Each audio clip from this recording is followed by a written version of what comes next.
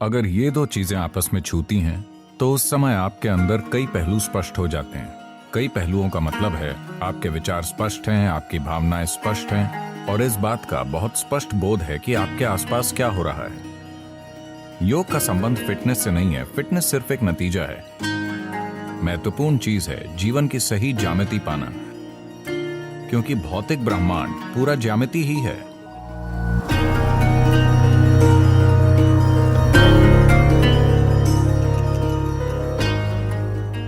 ऐसा क्यों है कि आप जहाँ भी जाते हैं, उपदेश देने के लिए या किसी विषय पर बात करने के लिए, आप एक खास मुद्रा में बैठते हैं?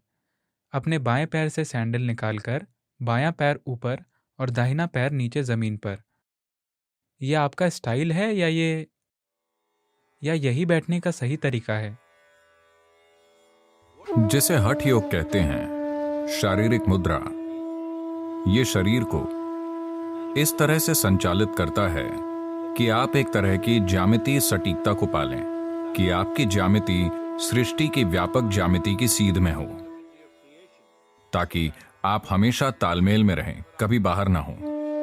और आप कितने संतुलित हैं, कितने स्पष्ट रूप से चीजों को देखते हैं और कितनी अच्छी तरह चीजों को करते हैं, यह सिर्फ इस पर निर्भर करता है कि आप अपने आसपास की हर चीज से कितने तालमेल में हैं।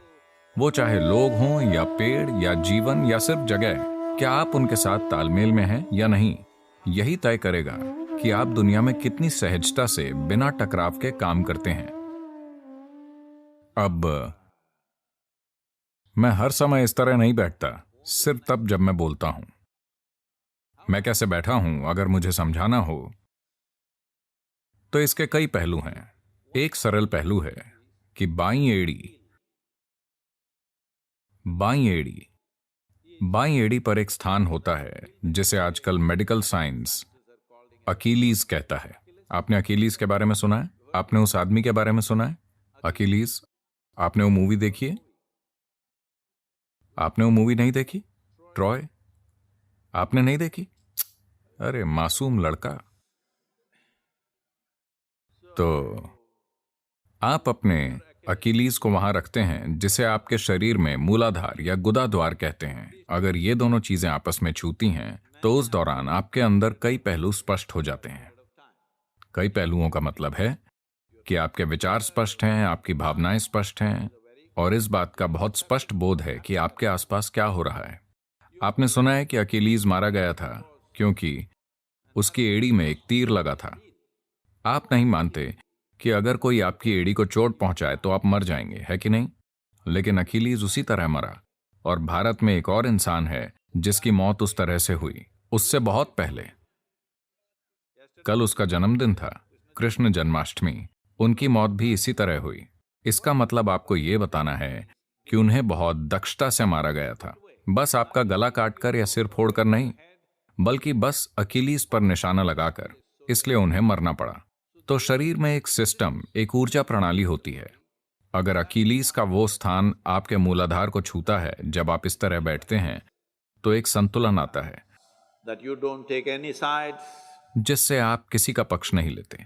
देखिए, हम सभी के पास अपनी राय, सोच, विचारधारा, चीजें, जीवन का अपना अनुभव होता है।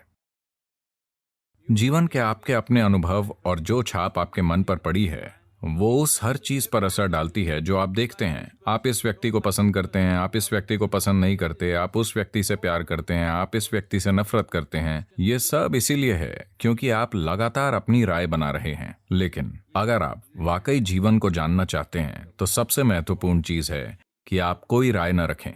आप हर चीज को नए सिरे से देखने के लिए तैयार हैं। अपने जीवन के हर पल में एकदम नए रूप में।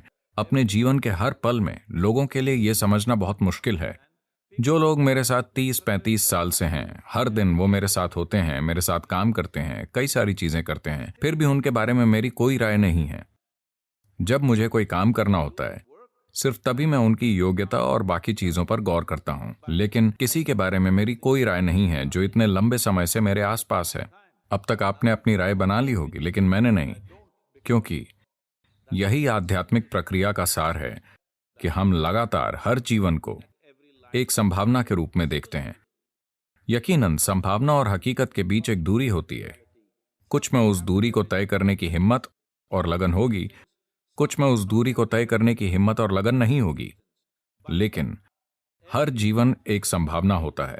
अगर आप उस संभावना को खुली रखना चाहते हैं तो आप कभी किसी के बारे में किसी तरह की राय कायम नहीं करते। अच्छी, बुरी या भद्दी, आप ऐसी राय कायम नहीं करते। आप बस उन्हें अभी देखें, वो अभी इस पल कैसे हैं। मेरे लिए बस वही मायने रखता है। आप कल कैसे थे इससे मुझे मतलब नहीं है, आप कल कैसे होंगे हम देखेंगे। कल को बनाया जाना चाहिए, उसे अभी से निर्धारित नहीं करना चाहिए, है ना?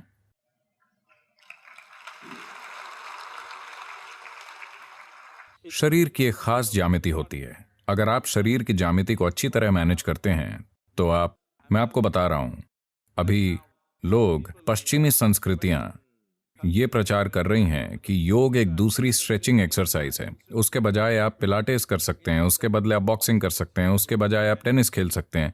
देखिए, अगर आप सिर्फ फिट होना चाहते हैं तो जाकर कहीं दौड़िए, पहाड़ चढ़िए, टेनिस खेलिए, कुछ कीजिए। योग का संबंध फिटनेस